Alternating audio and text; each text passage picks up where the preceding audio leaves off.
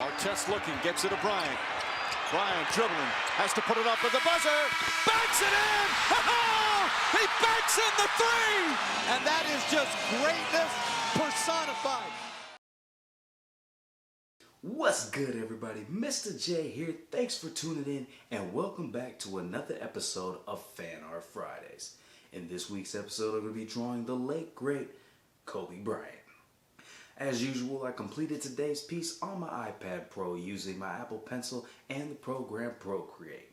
But as always, remember that the artistic process is not limited to these mediums. Please know that you can draw whatever you want with whatever you have available to you. Alright, without any further ado, let's get into this week's episode, episode 29 of Fan Art Fridays.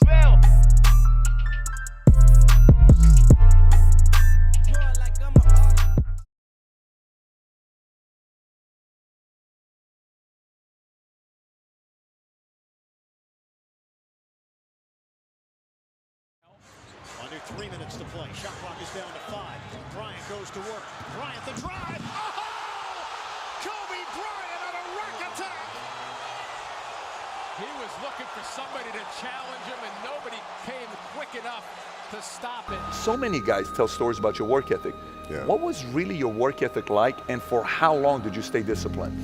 Well, I mean, every day. Since 20 years. It was an everyday process and trying to figure out strengths and weaknesses. For example, jumping ability. Now, my vertical was a 40. It wasn't a 46 or a 45. My hands are big, but they're not massive. Right? So you got to figure out ways to strengthen them so your hands are strong enough to be able to palm a ball and do the things that you need to do. Quickness. I was quick, but not insanely quick. I was fast, but not ridiculously fast. Right? So I had to rely on skill a lot more. I had to rely on angles a lot more. I had to study the game a lot more.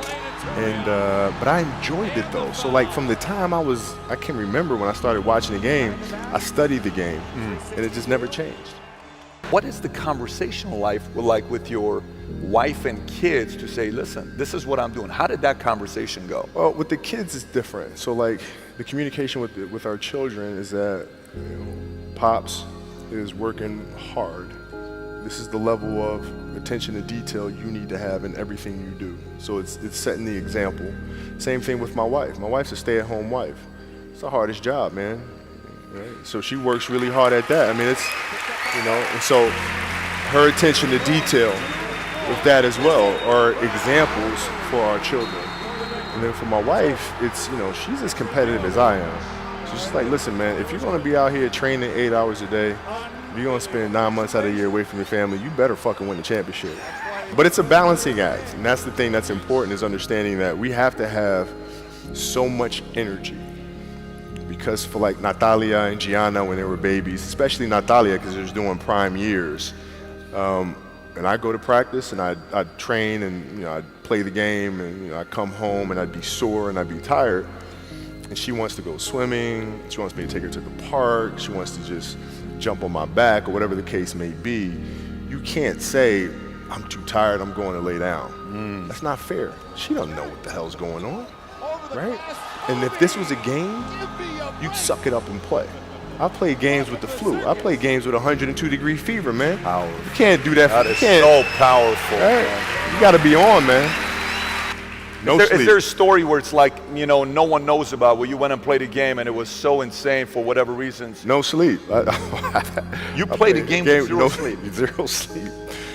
Zero sleep. It's like, kids, Natalia had a certain, health situation or what have you, and you're staying up all night, and then you got to go out and perform because fans don't know.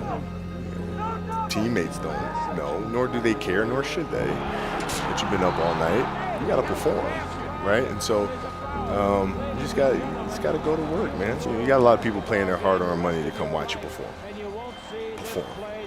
It's your job to be in shape. It's your job to be strong enough to perform at that level every single night. And as a competitor, I'm not ducking shit. Like, it's not, oh my God, my back hurts, I'm sore, we got to play Vince Carter and Toronto Raptors tonight. We actually had this happen. We had a game against Toronto in 2000, and Vince was tearing the league up. my back was jacked. But like the perception of that, like what? Kobe's missing the game against Toronto and Vince Carter because my back was really spasming. But people will be like, what? Oh, he's ducking Vince. Excuse me?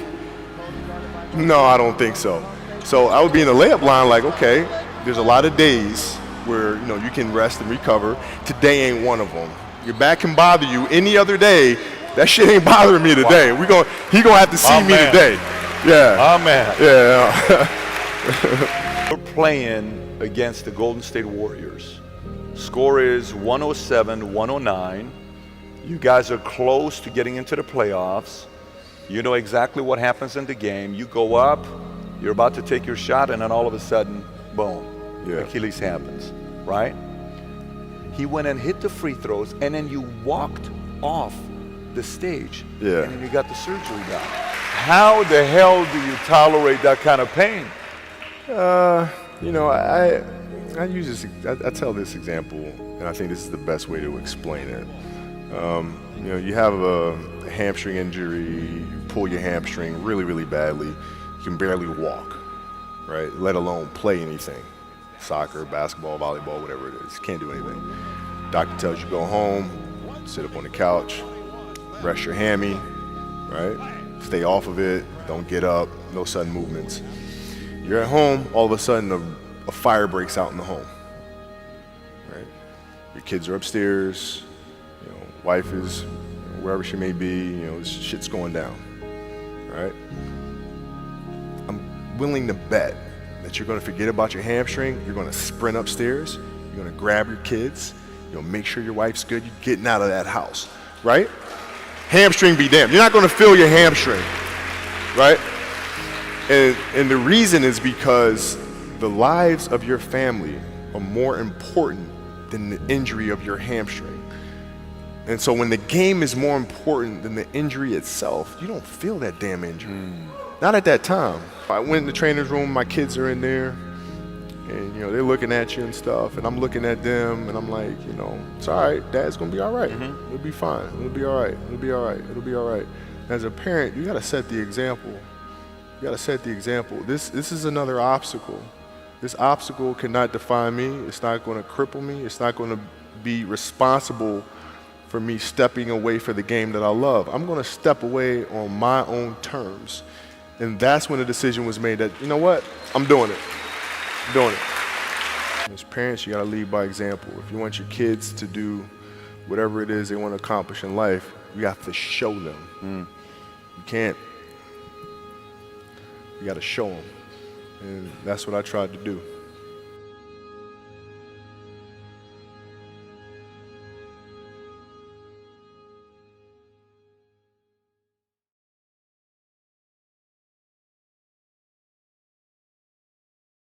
Kobe Bryant, sensational. Drive and a slam. Everybody, even the Nets fans are on their feet. Look out. And the Lakers lead 82-80.